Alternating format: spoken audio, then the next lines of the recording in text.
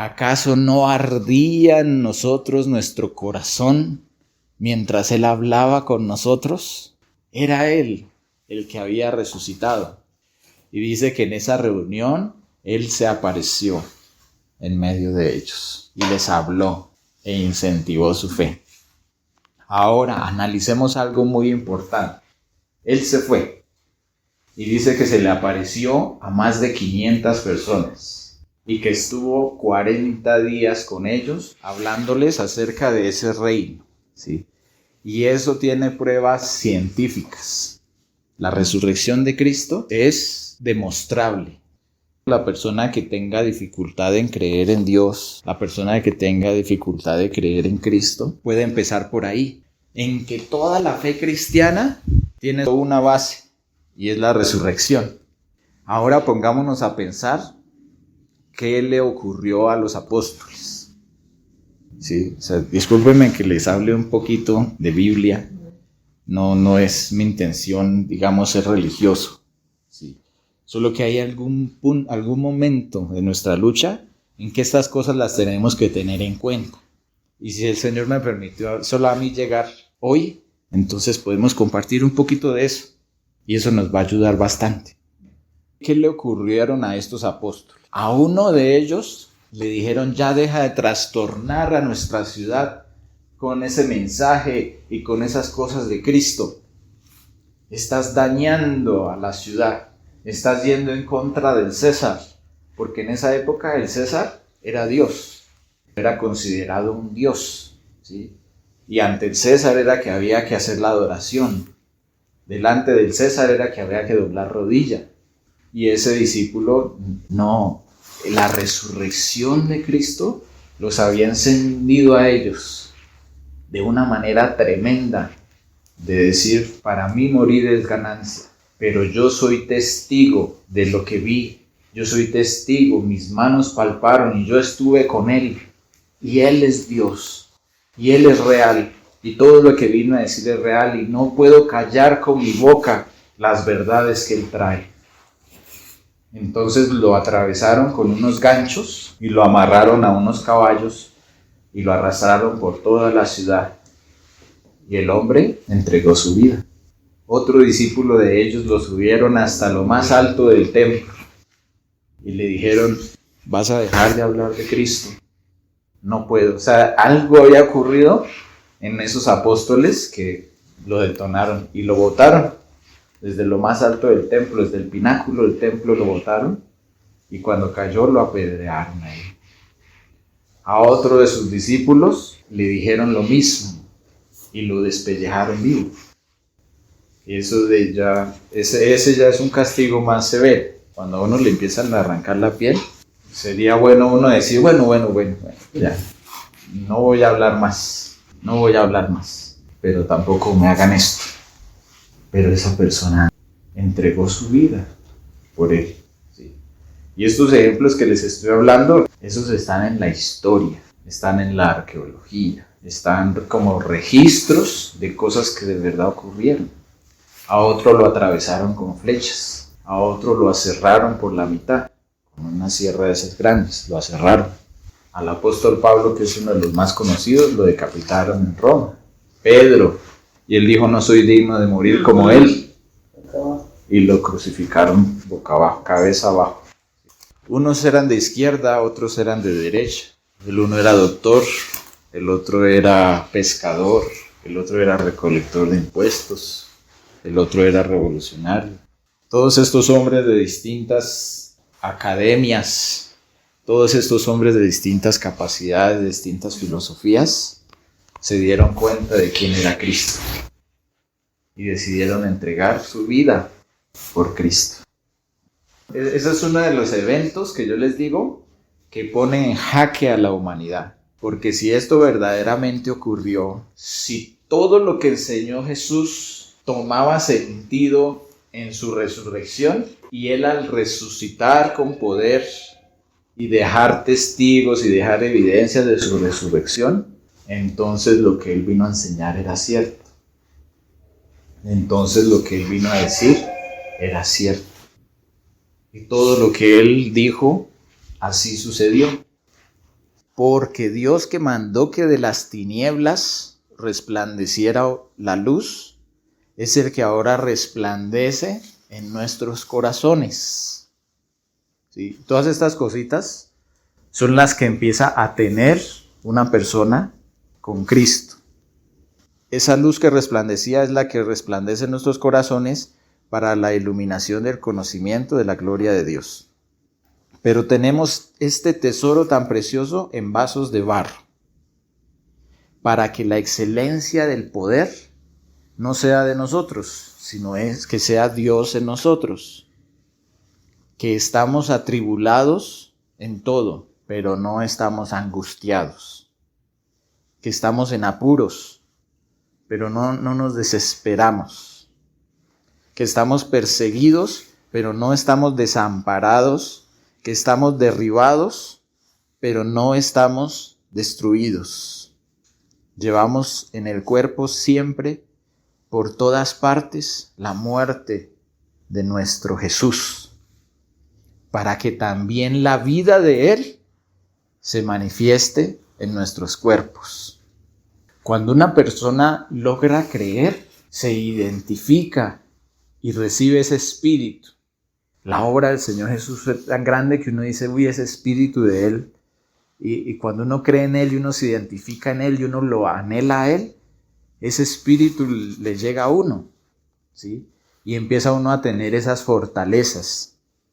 Mucho me glorío y tengo mucha franqueza con ustedes. Lleno estoy de consolación. Nosotros aquí sobreabundamos de gozo en todas nuestras tribulaciones. Ningún reposo tuvo nuestro cuerpo, sino que en todo fuimos atribulados. Afuera de nosotros habían conflictos, y dentro de nosotros habían temores. Pero Dios nos ha consolado con poder. ¿Lo ven? Esos son algunos frutos. Dice el Señor aquí en su palabra, por nada estén afanosos, sino sean conocidas vuestras peticiones delante de Dios en toda oración y ruego y con acción de gracias. Y la paz de Dios, que sobrepasa todo entendimiento. Entonces, hay personas que son muy entendidas, y hay personas que entienden y captan cada circunstancia, pero la paz de Dios sobrepasa todo entendimiento. Uno dice, pero ¿cómo esa persona puede tener paz? ¿Sí? Pero ¿cómo esa persona puede sobreabundar de gozo, por ejemplo, en medio de las tribulaciones? Aún confesando sus problemas, aún confesando que tiene temores. ¿Cómo logra sentir eso? ¿Cómo logra tener eso? Es porque está el Espíritu de Cristo en esa persona. Pero primero es darse cuenta que Él fue real y que lo que ocurrió fue real. Y por eso hablaba de evidencias y de cosas de esas, porque nosotros ya somos adultos. Nosotros ya no estamos para andar creyendo ahí en cosas que no. Por eso aquí no estamos hablando de religión. ¿Qué son las religiones en comparación a Cristo? Si Él nos amó con su eterno amor y entregó su vida por nosotros. Si a mí, digamos, hay alguien que me envía dinero de otra ciudad y me da mi sustento y todo eso y desde otra ciudad, yo viviría muy agradecido con esa persona, que siempre me ayuda, siempre está pendiente de mí. Pero si a mí me dicen, imagínense que esa persona es su padre y que le está preparando todas las cosas para que dejen de tener esa distancia y puedan estar juntos por fin. Entonces díganme si eso no cambia las cosas. Esa es la diferencia que yo les hablaba al principio, de tener a Dios y de tener a un Padre y poder ir a hablar con Él después de este taller o en algún momento y decirle, ¿de verdad tú eres mi Padre? ¿No eres un Dios lejano? Aquí estoy. Si yo soy tu hija, si yo soy tu hijo, ayúdame a desarrollar esa relación contigo. Yo necesito esa fortaleza que me hablaron en el taller. Yo necesito eso que tú tienes para mí, porque esto está muy difícil. esto está muy difícil, y no solamente para mí, sino para levantar a los que están a mi lado, ¿sí? Para levantar a las personas que necesitan. El Señor Jesús decía cosas como: yo soy la resurrección y la vida. El que crea en mí, aunque esté muerto, vivirá. Yo soy el pan vivo que descendió del cielo. El que come mi carne y bebe mi sangre, éste tiene vida eterna, y yo lo resucitaré en el día postrero. Y si analizamos las Escrituras de principio al fin, el Señor habla de restauración. Eso es una prueba de fe. Había un amigo muy cercano al Señor Jesús que se llamó Lázaro, y le habían dicho que Lázaro había muerto. Entonces Marta se encontró al Señor Jesús. Permítanme, les leo aquí 3 versículos. Señor Jesús, si hubieses estado aquí, mi hermano no habría muerto. Mas también sé ahora que todo lo que pidas a Dios, Dios te lo dará. Y el Señor Jesús le dijo: tu hermano va a resucitar. Y Marta, ¿qué le dijo? Le dijo: yo sé que resucitará en la resurrección, en el día postrero. Entonces Marta tenía esa enseñanza. Marta no tenía en su mente que el Señor Jesús lo iba a resucitar ahí mismo, porque a la larga fue lo que él hizo, ¿no? Sí, lo resucitó ahí mismo. Pero Marta era la enseñanza de Cristo, de que va a haber una resurrección y de que va a haber una vida eterna con Él y de que va a haber un día postrero. Entonces le dijo el Señor Jesús, y esto es lo que Él nos dice a nosotros hoy también: yo soy la resurrección y la vida. El que cree en mí, aunque esté muerto, vivirá. Y todo aquel que vive y cree en mí, no morirá eternamente. ¿Crees esto?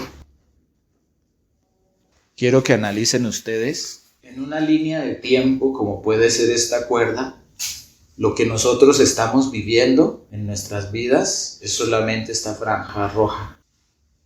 Porque ¿qué es la eternidad? ¿O qué son los milenios? ¿O qué son los siglos? Y el Señor vino aquí a esta pequeña parte, que es donde estamos nosotros. El Señor Jesús vino hoy en esta pequeña parte que es donde estamos viviendo nosotros, a decirnos: confíen en mí. Yo soy la resurrección. Yo los resucitaré en el día postrero. Y vengo para que puedan estar conmigo. Esto de aquí para allá es lo que resta para nosotros. Esto de aquí para allá es lo que resta. Nuestra vida aquí en la tierra en este momento es solamente una pequeña parte. Es solamente un pequeño episodio. Y todas las personas que han vivido en esta franja roja, que somos todos hemos de vivir y después iremos a un juicio. En ese juicio enfrentaremos todo lo que hicimos en nuestra vida. Nosotros vamos a salir deudores. En ese juicio nosotros vamos a recibir castigo. Entonces el Señor Jesús, ¿qué hizo? El Señor Jesús murió como pecador, sin haber pecado.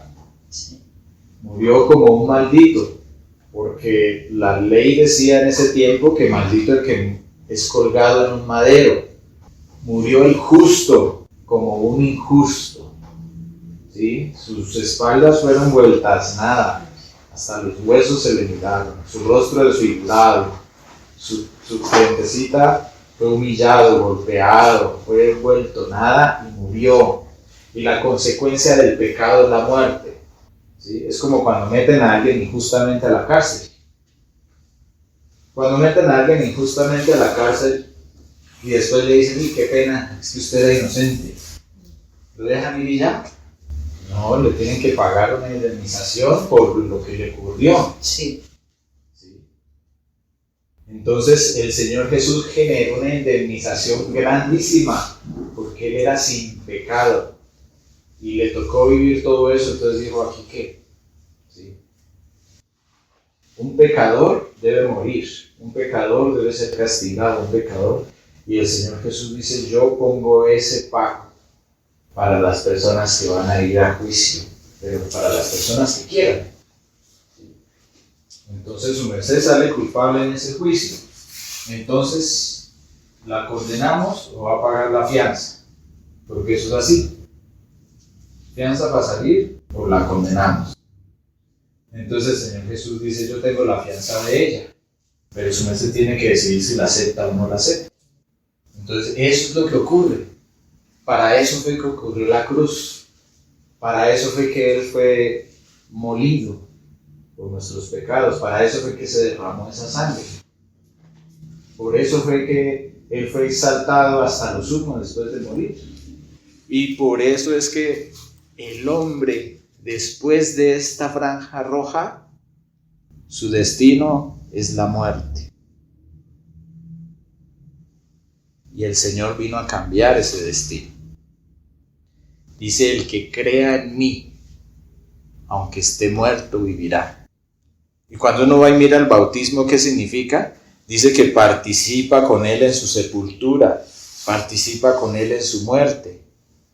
Y cuando es levantado en resurrección, en novedad de vida, dando testimonio delante de los ángeles y dando testimonio delante de Él y de los hombres, de que ahora ha sido partícipe con Cristo de esa cruz, de sus padecimientos y de todo lo que ocurrió, y también de su gloria, y también de su resurrección, y también de un mejor lugar, y también de la vida eterna. No solamente partícipes de la muerte, como lo leímos ahorita, sino partícipes también de la vida. Eso es muy importante, que nosotros lo tengamos dentro de nosotros. El Espíritu de Cristo es lo que nos va a dar fortaleza para las situaciones que nosotros enfrentamos día a día. Sí. Eso va a ser para este tiempo. El Espíritu de Cristo que puede estar en nosotros a través de la fe, a través del bautismo, a través de buscarlo a Él como un Padre. ¿Y esa cruz para qué nos sirve? Para todo esto que nos queda. ¿Se acuerdan lo que les dije? Que Él nos prometió que no entraríamos en ese reino con cuerpos corruptibles. O sea, podremos ver a nuestros hijos con cuerpos sanos. Podremos ver a nuestras hijas con cuerpos sanos. Podremos estar por fin en un lugar donde ya no habrá más tristeza ni más dolor. Es lo que Él prometió. Y la pregunta hoy es la misma que hizo Jesús a Marta. ¿Acaso lo pueden creer? Yo las animo a dos cosas. Que tengamos en cuenta lo que vimos hoy. Busquemos eso que el Señor nos da. Dice el Señor cuando habló de su reino, que ese reino era como un tesoro escondido en un campo, el cual alguien lo encontró y se dio cuenta de lo precioso que era y fue y vendió todo lo que tenía con tal de tener eso. ¿Sí? Entonces hoy el Señor nos está mostrando un gran tesoro. Esa paz, ese gozo, de estar atribulados pero no desesperados, de estar con deudas pero no afanados, de estar con muchas tribulaciones pero no derrotados, ¿sí? De poder soportar, de tener esa paz que sobrepasa todo entendimiento. El Señor dijo, en el mundo van a tener aflicción, pero confíen, yo he vencido al mundo. Y como ahora somos familia, no los voy a dejar huérfanos. Porque esa era la preocupación de todos. Ahora Jesús se va a ir. Y ahora dijo, no los voy a dejar huérfanos. Ese espíritu va a estar con ustedes y los va a acompañar hasta el fin del mundo. Entonces las dos invitaciones serían, una, que busquemos esa relación verdadera. Busquemos ese amor del Señor. Busquemos que de alguna manera nos podamos enamorar de Él y que Él pueda enamorarse de nosotros y poder tener ese deleite, poder tener esa fortaleza que tanto nos hace falta, poder tener esa paz a pesar de, poder tener ese gozo a pesar de. Son cosas que sobrepasan todo entendimiento, pero que son reales. Y lo segundo que les puedo decir es que ¿qué empezó a ocurrir con las personas que tenían el Espíritu de Cristo? Empezaron a practicar la justicia. La justicia es lo primero. En una parte de la Biblia resume todo lo resume. Dice, oh hombre, Dios ha declarado lo que quiere de ti. 1, hacer justicia. 2, amar misericordia. Y 3, reconocer a Dios. Yo no puedo andar feliz y contento si es que yo veo que mi hermana está en tribulación y angustia. Entonces empezar a acompañar a las personas en sus situaciones. Empezar a fortalecer al débil. Empezar a hacer la llamada motivacional. Empezar a llevar el mercadito que hace falta. Empezar a edificar. La edificación es muy importante. Busquemos esa relación verdadera. Busquemos ese amor del Señor.